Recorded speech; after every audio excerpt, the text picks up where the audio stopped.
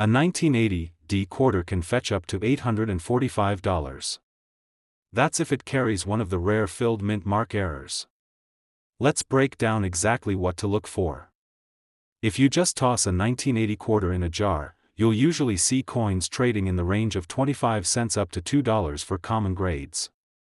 Some of the milder minting anomalies, like slight doubling, clipped planchets, or small off-center strikes, tend to sell from $10 to $200 depending on condition. But the dramatic errors, filled mint marks, missing clad layers, and major off-centers, can soar to $500, $800, even nearly $1,000. Later, I'll show you a real sale where a filled D brought $845, and I'll even point out a filled P that collectors value at over $1,000. In this video, you'll see real examples of each, and by the end you'll know how to tell if your 1980 quarter is just pocket change or a hidden treasure. Visual errors and their values. One of the most common minor errors is doubling, sometimes called a double die. On 1980 quarters, doubling may appear in the date or the motto. The edges of numbers can look like they have shadows or faint extra outlines. A coin like this, if circulated, might bring just $1 or $2, but in uncirculated condition with clear doubling, values climb quickly. Collectors have paid $20 to $50 for mild examples, and when the doubling is dramatic and paired with strong eye appeal, prices can move into the $100 to $200 range. This is a good starter error, but it's not yet where the serious premiums appear. Next come clipped planchets and off-center strikes. A clipped planchet looks like part of the quarter has been bitten off, leaving a curved blank space at the edge. An off-center strike shows part of the design missing because the blank wasn't aligned properly when struck. For a small clip or a 10% off-center strike, the value may be $15 to $30. But if the coin is dramatically misaligned, with perhaps half the design missing while the date is still visible, collectors can pay over $150. In some cases, extreme examples have topped $300. These are visually dramatic errors and popular among collectors, but they still aren't the most valuable 1980 quarters out there. That title belongs to filled mint mark errors, the crown jewel of this date. Normally, a 1980 quarter from Denver has a crisp D, while one from Philadelphia has a sharp P. But sometimes grease, debris, or metal flow obscures the letter, leaving a soft, filled-in mint mark. A 1980 D quarter with a filled D sold for $845. Another circulated example still brought $728. And on the Philadelphia side, filled P quarters have been listed for over $1,000, with more modest examples ranging between $100 and $400. Because this error is subtle yet rare, collectors compete for them. That's why the filled mint mark is the most talked about error of the 1980 quarter. Other anomalies include missing clad layers and lamination errors. Since 1965, quarters have been made of copper-nickel clad, with layers bonded over a copper core.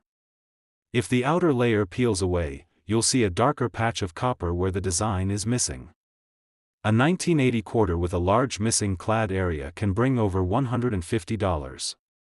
Die chips or cut errors, where a crack in the die leaves a raised blob, are more common. Small chips may sell for $10 to $20, while larger cuts on 1980 quarters have sold for $50 or more. But still, none of these beat the filled mint mark for headline value.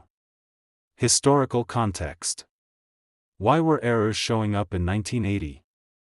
Several reasons come together. First, the mint was under pressure to produce huge quantities. Demand for circulating quarters was high, and presses ran at full speed. Heavy use meant dies wore out quickly, creating stress and small malfunctions. Second, grease and debris often built up in dies, especially in small recesses like mint marks. When clogged, these areas didn't strike clearly, leading to the filled P or D. Third, planchet preparation wasn't always flawless.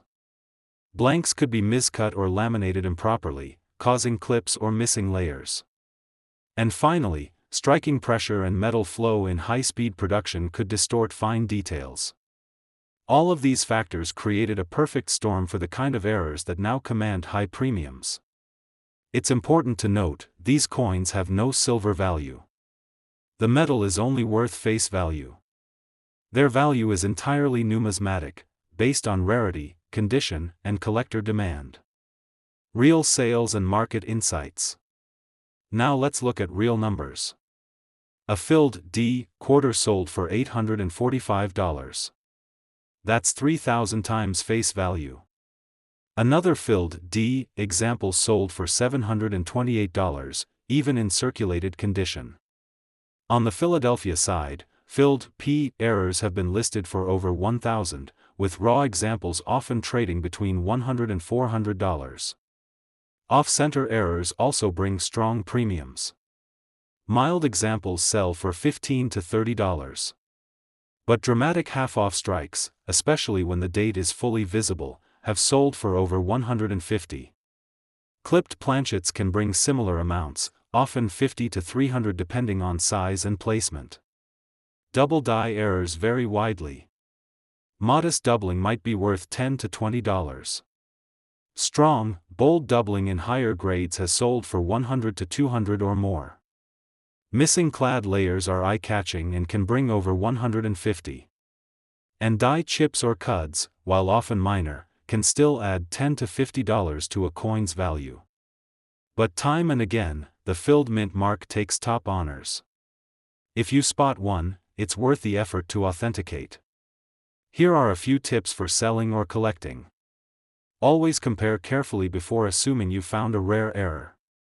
Many ordinary strikes look mushy from circulation, not from a mint error. Get second opinions from coin forums or trusted dealers. And when in doubt, have the coin graded by PCGS, NGC, or ANAX. A slabbed error carries far more confidence in the marketplace. Buyers pay more when they know they're getting the real thing. A raw coin may only fetch a few hundred, while a certified one can push toward 1,000. Let's recap the 3 most valuable 1980 quarter errors to watch for. Number 1, the filled mint mark, especially the filled P or filled D. These have sold from hundreds into the 800+ range, with some listed at over 1,000. Number 2, extreme off-center strikes and clipped planchets.